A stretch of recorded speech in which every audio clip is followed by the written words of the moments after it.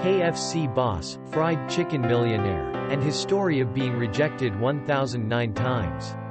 He was not born into a well-off family and did not have normal educational conditions, but the man Harland Sanders still overcame all barriers of money and age to create one of the famous fried chicken empires. Best of the world. Whether you love the taste of KFC or not, the life of Colonel Harland Sanders is an extraordinary business story that any of us should learn from. The Old Kitchen, where the dream started. On September 9, 1890, Harland Sanders was born in rural Henryville, Indiana, USA. From a young age, he did not have a happy life like other children.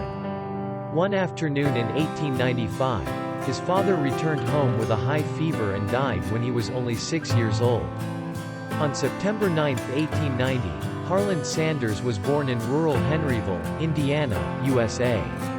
The family's financial burden falls heavily on the mother's shoulders. She had to work to provide for her family. That's why Sanders had to replace his mother to take care of his two younger siblings from food to sleep. The Old Kitchen in that small village was the place where his dream was nurtured, and after just 1 year, Sanders had mastered almost every typical dish in the region. Since childhood, Sanders had to replace his mother to take care of his two younger siblings from food to sleep. Busy youth. Sanders' teenage years were truly an uncertain journey as he continuously worked through a series of different professions. At the age of 10, he started helping his mother on a farm near his house with only $2 per month. When he was 12 years old, his mother remarried, and it was an unhappy time as he was spurned by his stepfather and had to work on a farm nearly 129 kilometers from home. Because he had to work all day, Sanders dropped out of school in 7th grade. Sanders' childhood was truly an uncertain journey as he continuously worked through a series of different professions. At the age of 15, he was employed as a traffic controller in New Albania, Indiana. At the age of 16, he had to serve 6 months in the army in Cuba. After returning, Sanders continued to work as a railway operator for the Southern U.S. Railway. At the age of 15, he became a traffic controller in New Albania, Indiana. At the age of 16, he had to serve 6 months in the army in Cuba. He changed jobs again when he studied law and interned at a court in Arkansas until his client got into a fight with a judge. Later, Sanders also created and sold tickets for a ferry route across the Ohio River between Kentucky and Indiana. Not only that, he also worked selling life insurance and selling motorbike tires. He continued to change jobs when he switched to studying law, selling tickets at the ferry terminal, or even selling life insurance and selling motorbike tires. At the age of 19, Sanders met Josephine King in Jasper, Alabama. The two quickly fell in love and got married soon after. They had one son, Harland Jr., and her two daughters Margaret Sanders and Mildred Sanders. However, Sanders' son passed away from tonsillitis. At the age of 19, Sanders met Josephine King. The two quickly fell in love and got married soon after. First restaurant and bloody competition. In 1930, when he was 40 years old, he and his family moved to Corbin, Kentucky. After that, Shell Oil Raw Materials Company granted Sanders the right to manage and arbitrarily rebuild a gas station in this area. In return, a large portion of the profits must be returned to the company. In 1930, Shell Oil Company granted Sanders the right to manage and arbitrarily rebuild a gas station in this area. Corbin is the place where I can start everything from scratch. In this place, work will come knocking on my door 24/7, Sanders once shared. Besides providing fuel, he also serves quick meals to the drivers. When people stop to get gas, Sanders wants them to fill their stomachs, too. Besides providing fuel, he also serves quick meals to the drivers. With family dishes that his wife and children helped him prepare, Sanders' first venture into the fast food industry began. At that time, his station was very simple with only 1 table and 6 chairs, but it was a dream start. With family dishes that his wife and children helped him prepare, his first venture into the fast food industry began. It was a period of economic decline across the United States, but Sanders proved the doubters wrong as customers would still eat out if they found it convenient. Gradually, other residents in the area began to come here just to enjoy the dishes cooked by Sanders such as beefsteak, bacon, fried eggs and of course fried chicken. Gradually, other residents of the area started coming here just to enjoy the dishes cooked by Sanders. His station was so successful that Sanders quickly expanded it. He relocated along the street and opened not only another gas station, but also a motel next to the street and a 142-seat dining room.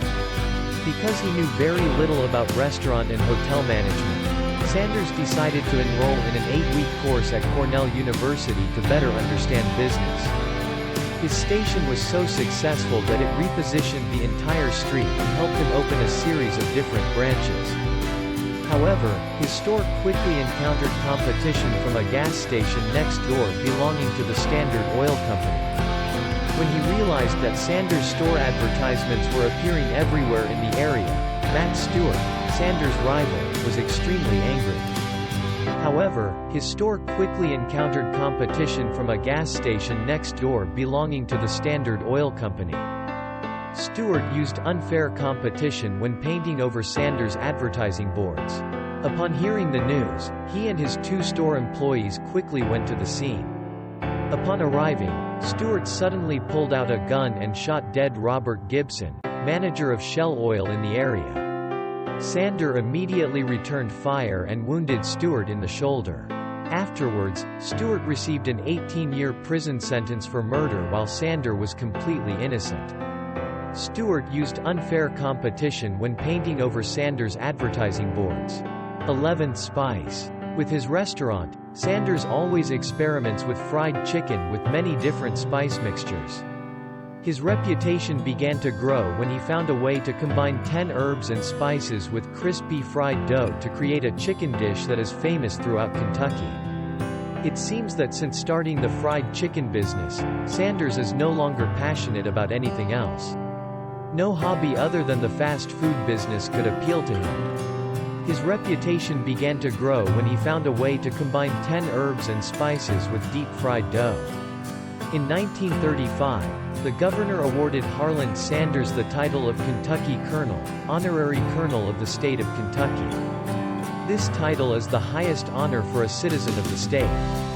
From then on, he wore white chef's clothes and became a famous culinary culture icon, like the image of Elvis Presley in the American music industry. In 1935, the governor awarded Harland Sanders the title of Kentucky Colonel, honorary colonel of the state of Kentucky. When consumer demand and strict requirements for food increased, he moved many places to increase his productivity. A decade later, he succeeded with the secret recipe using the 11th spice. With that 11th spice, I created the best fried chicken ever, Sanders said. Moat. A decade later, he succeeded with the secret recipe using the 11th spice. Afterwards, he continued to expand his business by starting a statewide restaurant chain. He also tried to open a similar motel and run restaurants in Asheville, North Carolina. However, these efforts of his all failed. Afterwards, he continued to expand his business by starting a statewide restaurant chain. Kicked out by 1,009 restaurant owners. In 1947, Sanders divorced his first wife. By 1949, he had a second marriage with Claudia. In 1950, an interstate highway project and a declining economy forced Sanders to sell his property in Corbin, Kentucky, for just enough money to pay taxes. Confident in the taste of his food, even though he was 60 years old and had $105 United States in social benefits, he began traveling around the country looking for restaurants to buy his secret recipe. In 1950, an interstate highway project and a declining economy nearly bankrupted Sanders. Fried chicken with 11 spice breading is his specialty. But if it weren't for the painstaking promotion process and tricks to get stores in Kentucky to sell this dish, perhaps the whole world wouldn't know about KFC today. Thanks to Sanders's diligent promotion process, the world today knows about the famous KFC fried chicken. Mr. Sanders's first tip was to always park on the edge of town so would-be restaurateurs wouldn't know how poor he was. He pointed to the best restaurants in each town, frying his chicken directly for the restaurant owners to enjoy with the suggestion, "If you like my chicken, your customers will too." He pointed to the best restaurants in each town, personally fried his chicken, and convinced the restaurant owners to buy the recipe. This is an arduous journey because it is difficult to walk into someone else's restaurant and say, "Your chicken is not as good as mine, sell my fried chicken." Indeed, Mr. Sanders has received the amusing title of being the person who gets kicked out of restaurants the most in America.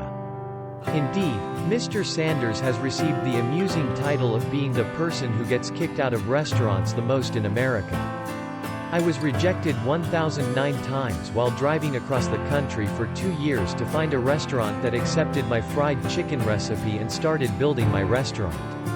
Some entrepreneurs think they need to wait until they receive an investment to get started. But I'm a 66-year-old man. I don't wait for anything to start, because the first lesson I learned as a child was that there wasn't anything available to me. I must try to pursue and not give up on my dream. Sanders shared. I was rejected 1,009 times while driving around the country for 2 years, Sanders recalls. Initially, only a few restaurant owners saw it as profitable to buy the recipe that Sanders was selling. Dave Thomas, later the founder of Wendy's, a fast food chain specializing in hamburgers, was one of Sanders' first customers. But it was not easy for Sanders to have that business relationship. At first, I was very confused about why we were losing money on such an old man, Dave said. However, Sanders' passion and determination convinced Thomas and hundreds of other businesses. Sanders' passion and determination have convinced Thomas and hundreds of other businesses. Become the world's fried chicken king. In 1955, confident with the quality of his fried chicken, he developed and established a franchise business. Approximately 10 years later, Sanders has more than 600 franchises in the US and Canada. His journey stopped when he met John Y. Brown, Jr., a young lawyer, and Jack Circa-Massey, a venture capitalist. In 1955, confident with the quality of his fried chicken, he developed and established a franchise business. These two ambitious men spent weeks convincing Sanders about the prospects of building a globally famous Kentucky Fried Chicken, KFC brand. Although Sanders did not want to leave his brainchild, he understood that this was the best way for the whole world to enjoy this special fried chicken dish. John Y. Brown, Jr. and Jack Circa-Massey spent weeks convincing Sanders about the prospects of building the KFC brand. Finally, he agreed to sell the brand copyright for $2 million. According to the contract, Kentucky Fried Chicken Company will establish its own restaurants worldwide and cannot change the recipe. Many of Sanders's friends believed that he had lost a lot in the contract, but in reality Sanders refused the right to hold shares in the company, nor did he ask for a higher price. What he pursued was not money, but his passion for food. Finally, he agreed to sell the brand copyright for $2 million and refused to hold shares in the company. Under the management of the new owner, Kentucky Fried Chicken Corporation has grown rapidly.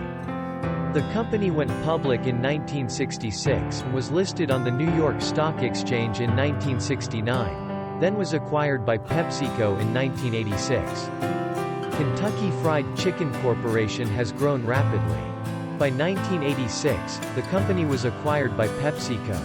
By 1997, PepsiCo had transferred its fast food restaurant system, including the KFC brand, to an independent restaurant company called Tricon Global Restaurant. Today, the restaurant company, now known as the Yum Brands Group, is the world's largest by number of stores, with nearly 35,000 stores across 110 countries. Today, KFC's parent company, Yum Brands, is the world's largest corporation in terms of number of stores with nearly 35,000 stores in 110 countries. KFC's main products are buckets, burgers and twisters and chicken kernel crispy strips with additional home-style dishes. But in 2001, KFC began planning to develop new products for itself, and soul food was the new product in that strategy. KFC's main products are buckets, burgers and twisters, and chicken kernel crispy strips with additional hometown dishes. The success of soul food has led to a new change for KFC. Before the appearance of soul food, the lowest price on KFC's menu was $2.99, and this was an obstacle in how to attract customers. Since the appearance of soul food, prices are considered in a different way. The value of the product brought to customers is exactly the amount of money they spend, making customers feel more comfortable. Since the appearance of soul food, the value of the product brought to customers is equal to the money they spend. Passion and dedication. Sanders' passion and dedication are a great source of encouragement for the entire KFC staff. A store owner once said, "If I didn't open a new store every year, I would feel like I was being drowned by Sanders." Sanders' passion and dedication are a great source of encouragement for the entire KFC staff. Considered one of the genius businessmen in building brand images, one thing that Harland Sanders did better than most businessmen of his time was attaching messages about life in products. In addition, he always tries to attract others to his food by seizing every opportunity to speak to the public in each locality or on the media. What Harland Sanders did better than other entrepreneurs of its time was attaching messages about life to its products. Around 1950, Sanders began using his image with a beard, gray hair, and white cooking outfit to market his products. The brand image built by Harland Sanders is so famous that every time he appears in public, KFC sales usually increase by 10%. Around 1950, Sanders began using his image to market products. Sanders is a meticulous person and shows it in everything he does. He ensures each store maintains the highest standards of cleanliness and customer service. Everything is painted white so that any stains are detected and dealt with immediately. He was also one of the first restaurateurs to place holes between the kitchen and dining room walls to let customers see how the kitchen and dishes were being prepared. Sanders is meticulous and ensures each store maintains the highest standards of cleanliness and customer service. With Sanders, service attitude, quality and cleanliness are the top priorities for any establishment. He wanted everything to be done right. Whether it's simply mopping the floor or showing the chef how to prepare a special sauce. There's nothing in a restaurant that Sanders isn't willing to do. With Sanders, service attitude, quality and cleanliness are the top priorities for any establishment. Although no longer in control of KFC, Sanders still often makes surprise visits to facilities to review the processing to ensure that chicken dishes are prepared according to the correct recipe and comply with food hygiene procedures. For the rest of his life, he traveled 250,000 miles every year to visit KFC restaurants around the world. For the rest of his life, he traveled 250,000 miles every year to visit KFC restaurants around the world. In 1980, Sanders passed away at the age of 90 and was buried in Louisiana, Kentucky with the words, "Founder of the Kentucky Chicken Empire," engraved on his tombstone. In the last years of his life, this dedicated chef devoted all his time to television interviews and advertising for the KFC brand. In 1980, Sanders passed away and was buried in Louisiana, Kentucky with the words engraved on his tombstone, "Founder of the Kentucky Chicken Empire." When Sanders passed away, the governor of Kentucky praised him as a true legend and the embodiment of the American dream. Currently, he is known in more than 123 countries and territories. Thanks to his famous fried chicken recipe, KFC far exceeded what he had hoped for when he was traveling on the road at the age of 60 with a car loaded with cooking utensils.